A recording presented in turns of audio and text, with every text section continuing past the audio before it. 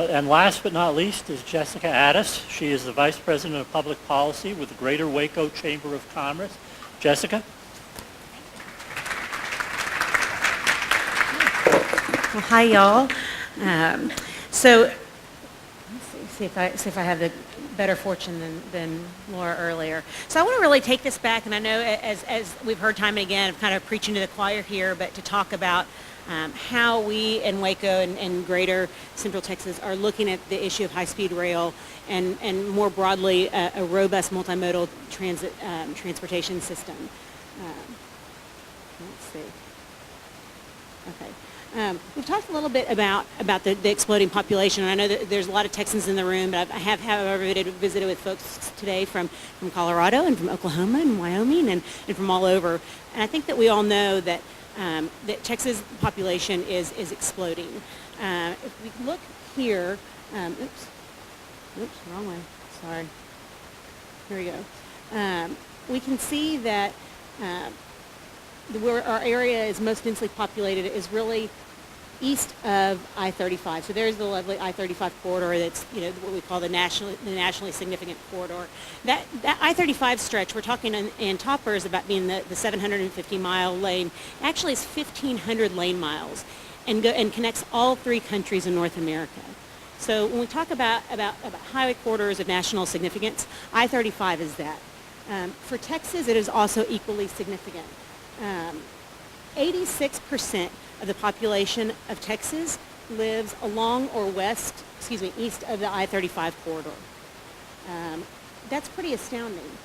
I'm going to go back to that for a second, because when we look at also the population growth that we've had since 2010, and really over the last several decades, it has been really, again, east of the I-35 corridor. You can look at the counties that are west of I-35, the more rural counties. The population there is declining, so we're seeing a huge population shift going on in Texas, and it really is in the urban counties and along the I-35 corridor. Maybe I should give a note about myself. I should say my background is applied sociology, so demography, this stuff is like the things that excites me. So I had the good fortune working with our chamber of getting to work on transportation. I also work on education and water and all of these issues, and I always love to look at it from this kind of macro level perspective of understanding why. And I think that these are the kind of things that we can use, and several folks have touched on. I heard again from Christopher Taylor this morning. These are the things that we can tie into our narrative as we reach out to legislators, as we reach out to other people about why this matters and how can we transcend party lines. And these are some of the stories or the facts that we use to tell this story. So this is the population pyramid of Texas. This is from 2015. And you can see on the left are the males, and on the right is females. You can see that our age category we're pretty fortunate. We have a younger population in Texas. So we've got a lot of 20 to 25-year-olds. Think about those people. Those are people who have cars or will likely be buying cars. They'll be adding to the vehicle miles traveled, adding to our existing infrastructure. This is just a little fun fact about population growth in Texas. So Texas is the second largest state in the union, but we are actually the fastest growing state in the United States. So our population our rate of growth is double that of California. One thing that when we talk about getting local support and that narrative of building support, whether that be as the Southwestern United States or whatever that may be, is and this really has to do more with federal funding, but some of the funding formulas in the FAST Act were all based on 2009 formulas, census data, based on the census data from 2000. Well, that's great for some of those states in the Northeast. Mr. Taylor mentioned the declining population in the Northeast. That's great for states like New York. They're still getting money for people who are coming down to Texas, right? So when you talk to your legislators, keep that in mind. One really simple fix, and it wouldn't be tons of money, but one little fix would be, hey, let's update the formulas to use 2010 census data. Is one quick way to put a little bit of extra money into the funding for fast growth population states like Texas. Oops. This is just a fun little visual of the increase of the population that we've had since 2000. It's like we've added 6 states to the state of Texas. I just like that visual because it's like as if we've added Montana, Wyoming, North Dakota, South Dakota, Vermont, and Alaska. Is the increase in population we've had just in the last 15, 16 years. But again, to the same point that we've heard, there are not necessarily more miles, nor more lanes being added. Our other transportation infrastructure has not been expanded at the same rate. And we're on a path to continue to grow at that same rate. Even presuming, if we look at zero net migration, which isn't going to happen. Texas is awesome. Everyone wants to be here. People are going to continue to come here. We can see that our population will continue to grow. And it's anticipated that by 2050, our population will more than double. Would it be too much to ask for some water? Okay, sorry. I thought about that even earlier. I was envisioning Trump, our esteemed president. I'll try to be a little more subtle.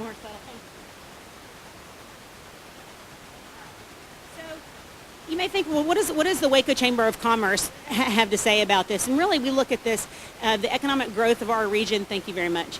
And in Waco, really, we have not been exempt from the growth. To the contrary, our rate of growth in McLennan County has been even faster than that in other parts of the states. In fact, we've seen, we anticipate that by 2050 we'll have 40% increase of population. So that's substantial. So we care also in Waco, even though the need is not as imminent as it may seem in Dallas and Fort Worth, Austin, San Antonio. We recognize that we have transportation issues that will be impacting us soon, and we want to be visionary. We want to be ahead of the game. We don't want to be reactive and look at something. Right now we're trying to just expand I-35 through Waco is our big push, and we will be so excited when that happens. But really, we need to be expanding it not to 3 but to 4 lanes already. We're already behind the curve. These got a little bit out of order, but when we talk about how this all fits together and kind of the macro, the narrative that we use to make the case for the transportation, we also look at educational attainment. And you can see when we look at educational attainment rates from 2011 to 2030, it's good news for workforce that we see an increase in educational attainment. If we imagine that we keep the same trends that we're currently seeing. So what does that mean? Again, as people are having higher educational attainment, they're more likely to purchase vehicles.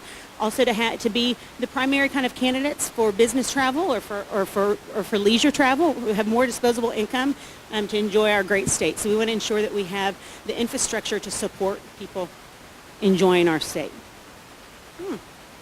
Fail. Okay. So this is actually a visual from the TxDOT's 2030 final report.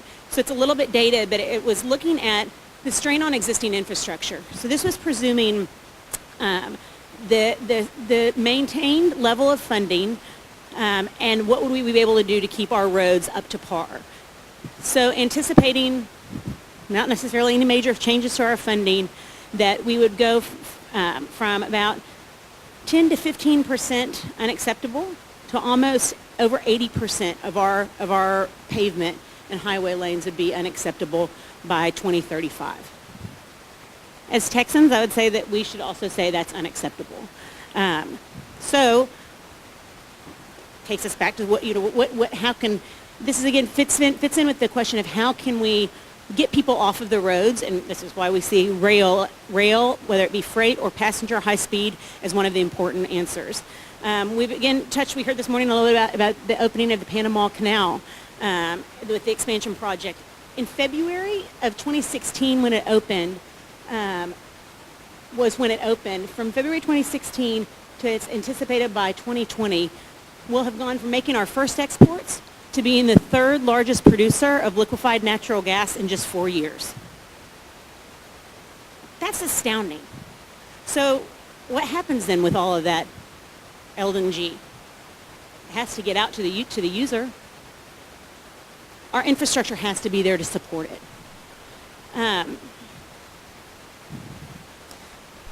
There's all of these factors that we talk about. There are things that we talk about in our community when we're in reaching out to get people engaged and mobilized around this issue. We talk about congestion.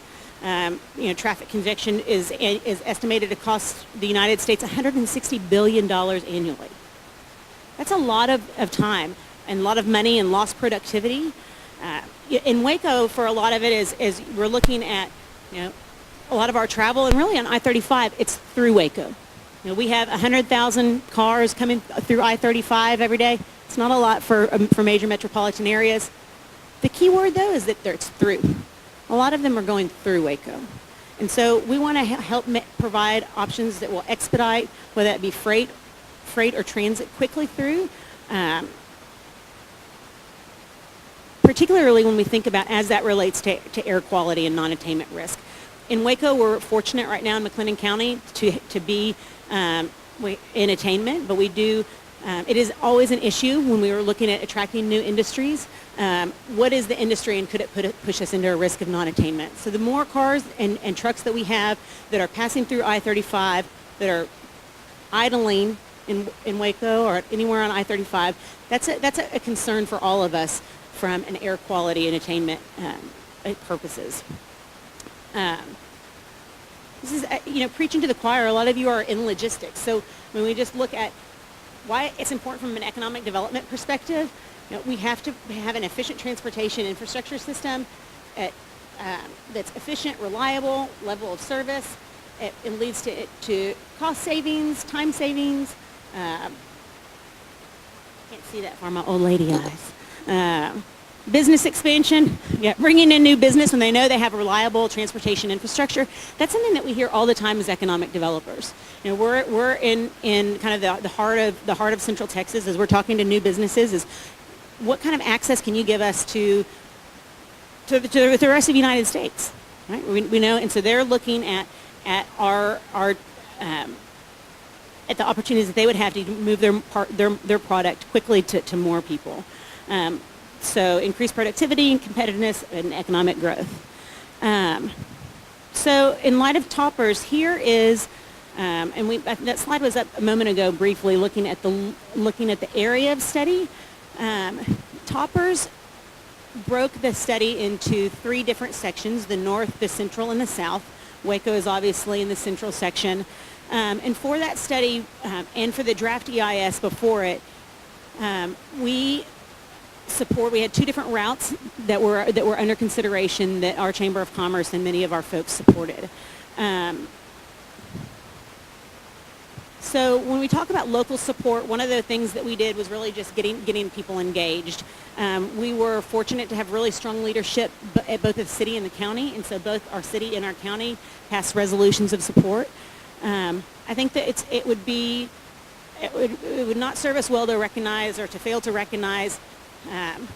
We've talked about kind of the political winds of Texas, right? And so we did a lot of one-on-one outreach. There were members of particularly like county commissioners' courts who was not really on board either for this or for the Texas Central Project. I think that they weren't present the day that the resolution was voted on. And maybe it was luck, maybe it was we had a lot of one-on-one conversations with the members to tell the story of why this matters. And so, it's great if you can get someone to be with you, but at the very least, if you can convince someone to maybe not be against you, can be as good of a win. Again, what does the Waco Chamber of Commerce even care about this? But again, this is the Chamber's mission. And for all of you who have chambers of commerce in your communities, I would just say to you, your chambers stand at the ready to advocate with you, to support your businesses. We want to see you all succeed. We want to see our communities prosper and thrive. For Waco, we want to grow greater Waco. We're looking at revitalization to change perceptions. How many of you all remember the Branch Davidians? Oh, yeah, I'm so sorry. How many of you all watch HGTV and have seen Chip and Joanna and Fixer Upper? Okay, you guys, they're bringing 25 to 30,000 people a week to Waco to come visit the silos. Yes.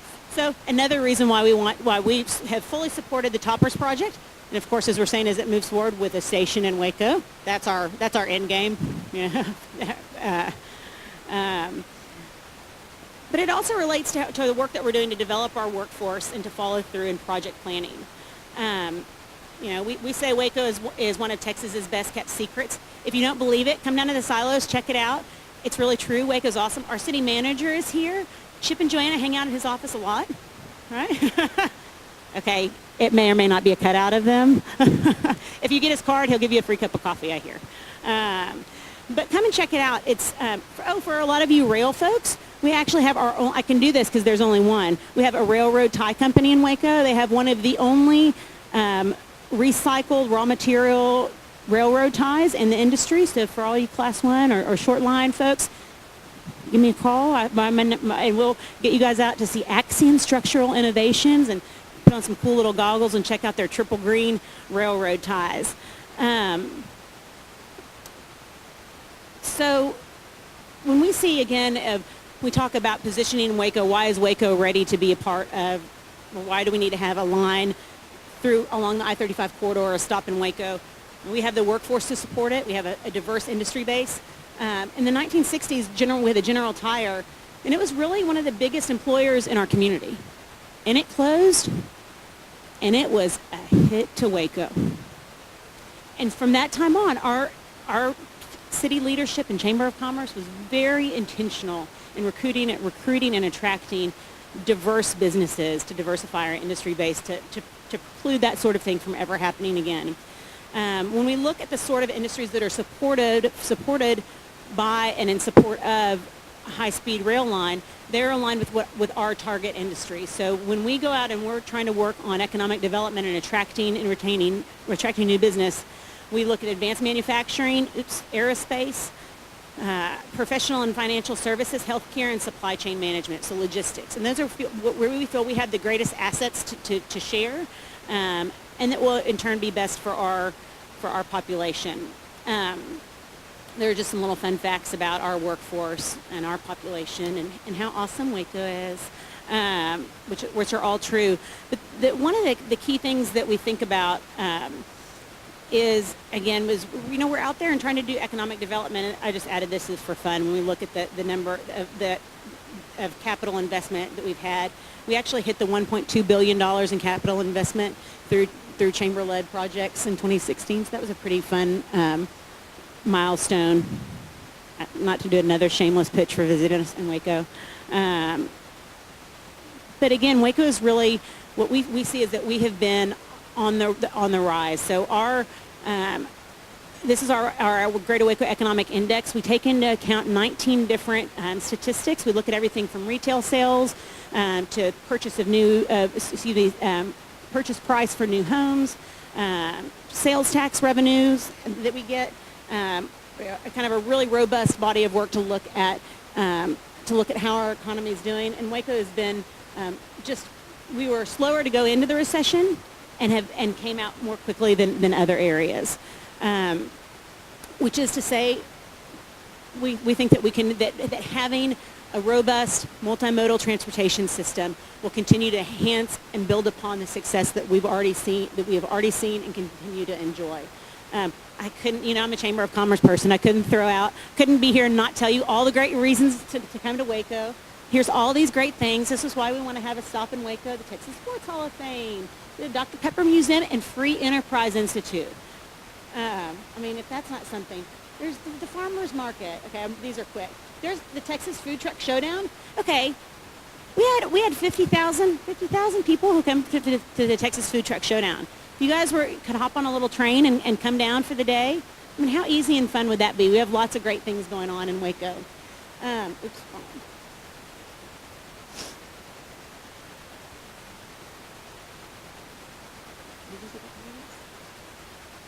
Okay. Let's see. So one of the key things that I wanted to share with you all, and that this is true for across, it will vary by municipality or by city or county, because when we look at the employment multiplier or the earnings multiplier for any of the industries for high-speed rail or for rail or transportation, they really outperform a lot of the other areas, which is why your chambers of commerce are so excited to support transportation projects. There we go. The rail multiplier for employment multiplier is 2.3. So that means for every job that we get that comes from a rail project, 2 additional jobs will be created.